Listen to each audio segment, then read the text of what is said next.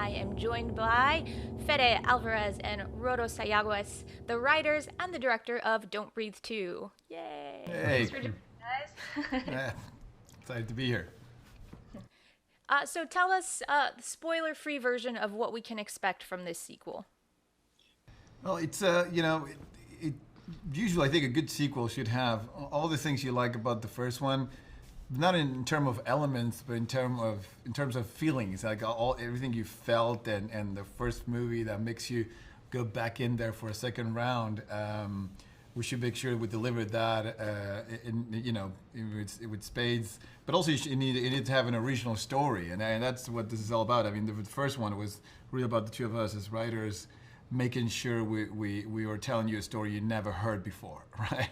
And that's what we did in this one as well. We really try to put these characters in a situation that when you walk out of this movie, still thinking about how it ended, you go, wow, boy, I never in my life saw that story before. And that's really the bar for us, right? And in that respect, we can guarantee that you'll find that.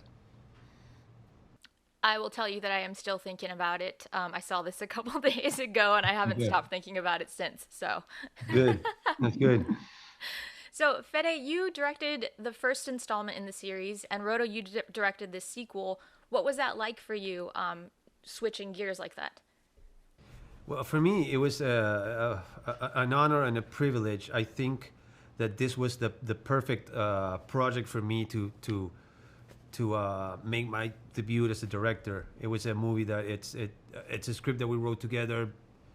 It's a sequel to a movie that we created together, so it felt very familiar, and I felt very comfortable on that role.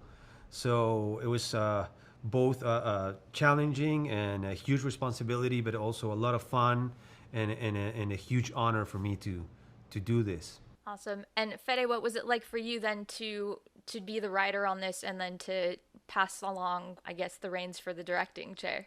It was fun. It was great. Honestly, I mostly when I started watching the dailies and I started seeing the footage from set, it felt great because I was confirming what we thought when we gave Rodo a job to do it, that he was gonna really deliver, and also that the transition was gonna be seamless for the audience. That's what we wanted. I mean, we Don't Breathe is our baby. We created together the first time around, and there is a lot of Rodo in that first movie. Obviously, being the co-writer of it, so a lot of that world and those ideas come from him. So once he's the one directing, it should be hopefully quite seamless for the audience, and they get a similar ride in some levels, but also you come from a different director, and director really imprints their own thing on movies. So this one is a bit more unhinged and crazy because that's usually in the creative process, that's why it works. I'm tempted to be the one that try to keep it a little more, not PG, but on the R side, and Road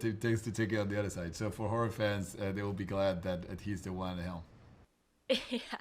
I love that you say that because you guys are such a team. I mean, your partnership goes back years and years and years. So I'm sure you're on the same page for a lot of things. That's probably just how you work. But I love that you say that Roto's the one that tends to kind of like just go unhinged because this was gory as shit. Like, and I say that in a complimentary way. I'm from Fangoria here, so I'm like, yeah, there's a lot to love here. No, for us, it's what we want to do. I mean, we were honored to be in the cover of Fangoria with our first movie with Evil Dead, and so we know there's an audience out there that loves this stuff as much as we do. So we really try to go for it, and he really went for it for sure. Right? There's more gore than the first one for sure.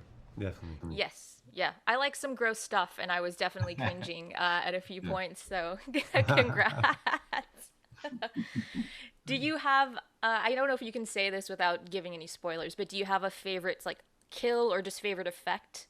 Well, maybe there's one moment that is on the trailer that I really love, which is what we call the water ripple scene, and that's played in the trailer, so it's fine to talk about that one. And I think that one was great. It made great use of the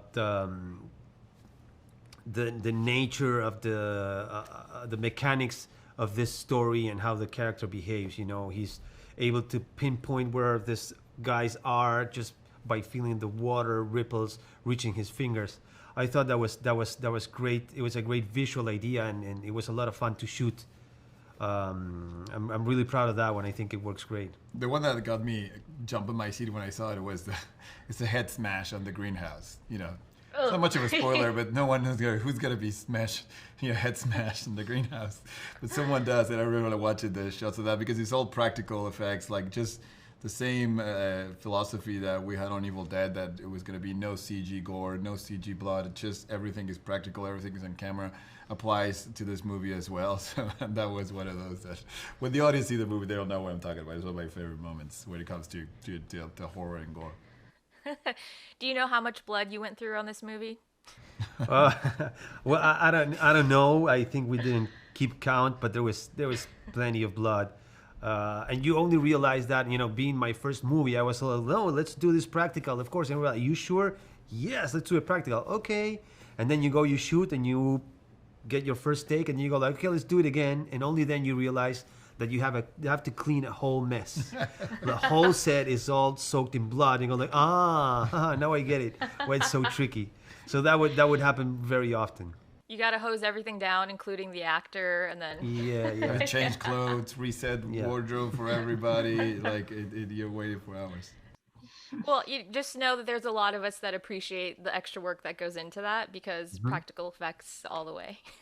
Yeah, Of course. Yeah, and it it's makes all the so much more fun to do that on set. Where I actually see that. That's the whole point why we go out there and make this kind of movies. I want to see it, and I want to do it over there. It's a lot of fun. If you remove that, then what's the point? Right. Now, just imagine that there's going to be some blood splatter here. No, you want to be up front and maybe get a little blood splatter on yourself while you're shooting, right? Well, it happens, yes. Yeah. It's a casualty of the job, I guess. Well, Fede has a great story about that, shooting Evil Dead. After a day of shooting, before going home, he walks into a grocery store to get some goods and realizes that he's all soaked in blood, and people are looking at him like, what is this? To run away, to not get arrested. True story. I was like covered in blood. It was we were shooting obviously the blood scene at the end of Evil Dead, and it was long nights. I was not aware of anything except the movie, and I didn't realize until some lady with a kid was just staring at me, terrified. I was like, red face, red hands, red pants. I love it. At that point, you're probably also like so deliriously tired after shooting that you're just like walking around and people are staring at you and you don't even realize for a while. Yeah. Also, I remember I had like a lot of props for the movie on the trunk of the car.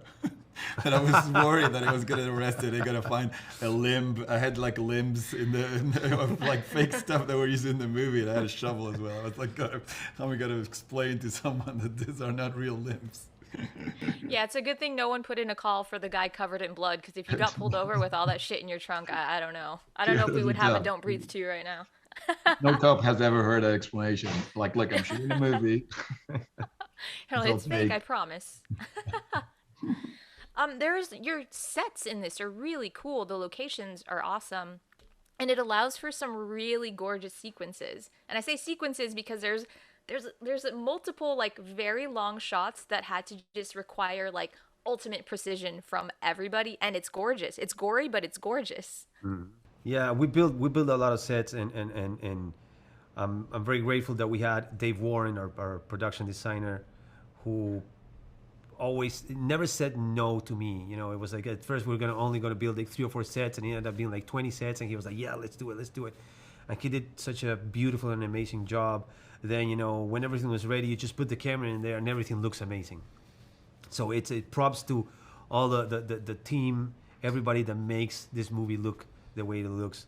And yes, there's those shots that you're talking about that are kind of like a nightmare to pull off, and and it takes like a couple of days to get them done. But once they're finished, they work great. And the great thing about that is that you don't have to edit the movie in order to see it. After you want to do one of those shots, you just see it over there and you're experiencing the movie already while you're shooting it. So that's beautiful. Yeah, and that payoff is insane, because when it works, like it just really, really works. And then getting to see that on the big screen and like the cinematography, it's beautifully shot, and the way that it's lit. That water scene that you're talking about, it's cool because it's a very cool effect, but it's also gorgeous, and there's like heinous stuff happening, but it's really beautiful to watch, like almost like a dance. Yeah. That's something that the genre allows us to do, which is um, play out violence and horrific things, but but treat it with beautiful aesthetics. It's a contradiction in itself that I think it's great. It makes for a more impactful, a better, richer experience, right? And Pedro, our DP, is he's a genius. He's obsessed with perfection and beauty, so that's all him. The sound also was like major in this. I again, this is something that needs to be seen in a theater, like it deserves to be seen in a theater. But seeing it with the killer sound system, just like it's like being hyper aware. Like you feel like the hairs on the back of your neck like stand up. You hear like floorboards creaking, and just everything is very much enhanced. It was kind of DNA of the story, and obviously, and the first movie as well. We together, when we thought about the story, we liked this idea there was going to be so much silence in it, that it was going to be a movie filled with silence, which obviously in movies doesn't become silence. It becomes this combination of every creak in the house and every sound. You can hear the fridge in the kitchen. You can hear absolutely everything because you get so in tune with the silence of the house. And then when suddenly there's a gunshot, it just blows your mind, or any loud sound, very special. But also, like this movie was mixed in Atmos, which is obviously a fantastic way of witnessing, of hearing a movie in the theater, and suddenly we find ourselves also being able to tell the story in ways that you can't really. I mean, because Atmos obviously has the ceiling as well as speakers, right? So there's a lot of upstairs, downstairs in this story. Like in the original, like you have the characters downstairs looking up, and you can hear someone just running upstairs, and that was pretty special when we started like really pushing it on the Atmos. And so I just really can't wait for the audience to experience that in the theater. It was very immersive, it felt like, which made me super fucking anxious, but in a fun way, you know? That's the idea. I mean, that's what we go to this movie. It's like you Yeah. really want to get that thrill, right? Yeah. You guys like to play with character and expectations and kind of flipping everything over on its head. What about that is fun to you? What appeals to you? Well, I think the first movie already did that. The idea of the first movie is there was a reversal home invasion, right? So we're already flipping expectations with the first movie. So we thought that was a part of the DNA of the stories, and we had to do the same thing for the second one, right? We had to flip it over again. I think what that does is that everything it becomes really unexpected. When you start off like that, then anything can happen, and that's one of the best things that you can look for when you go to watch a movie. You want to be guessing what's going to happen next, and hopefully in the best versions of a movie is that movie that does go somewhere that you weren't able to guess, right? So that's what our job as storytellers, to keep you guessing and then surprise you, right? And it makes for very original stories. I mean, but it's something that we realize. What happened after you made a few movies and you write a few movies, you start looking back, and a lot of the things you tend to do become obvious that at the time didn't. But if you think about thinking about Evil Dead, like everybody obviously remember the movie like Mia being the hero and Mia being the badass girl, but she was the monster during the whole movie. I mean, she is the protagonist in the first I don't know, maybe 15 minutes, but then she's pretty much the thing you fear the most during the whole story until the last twist. Spoiler alert for whoever hasn't seen Evil Dead, but there's quite a change at the end. So I think it's something we have found that is way more challenging as story goes, but it makes for regional and unpredictable stories, which is I think what we all want when we go to the theater. You don't want to be able to guess how the movie ends, 30 minutes in. With a lot of movies that tend to happen, but hopefully not with ours. There's a lot that I want to say that I won't say, because I feel like anything that I do say, even if it's not a spoiler, I feel like it may tip somebody off to start thinking in a certain way, So, but I will say I was surprised on multiple accounts. So thank you for a fun experience. That's great. And we can always have another conversation in the future after the movie's out. So. Yes, please. After people say it, because then I can just word vomit and be like, oh my god, and then this and this. And this. Yeah. Phoenix, I have to say, is a friggin' powerhouse. Like, I was so impressed by Madeline Grace's performance in this.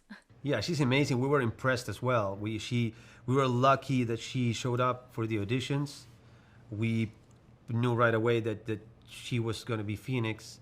And then shooting the movie every day for me was a surprise. She was always ready. She knew the script better than anyone. I found myself many times asking her, what was, like, sorry, Melanie, what's the line after? And she would say, ba, ba, ba, and cite every line in the scene, every other actor's line as well. She would be helping them in the scene. She was amazing. Yeah, so talented and so much energy and enthusiasm. For her, it was a game. Shooting this movie was like she was playing all the time, and we made sure that we created that environment around her. And she was having so much fun. She didn't want to go back to the hotel every day. She just wanted to keep shooting and shooting and shooting. She was sad when it was over. It was like, Madeline, the movie, we wrapped and we have to go home. Oh, no, let's make another one. No, she's amazing, really, really. It was a blessing to find her. That has to make it extra fun for you too in some ways, because that energy has to be contagious, right? Oh, Like it to is. have somebody so excited. Yes. We became friends. I mean, she became friends with everyone on set. Yeah. And it was so refreshing to have her on set with all of that energy. You're totally right. I love that so much. All right, guys, that's all for me. Thank you so much. This was really cool. I'm very excited for people to go and check this out. Don't Breathe 2 in theaters August 13th. Go see it. It deserves to be seen in a theater because you're more likely to shit your pants with the sound and the Yeah. visuals and stuff. So, It does. all right, Thank thank you you so guys much. so much. Thank you. Thank you.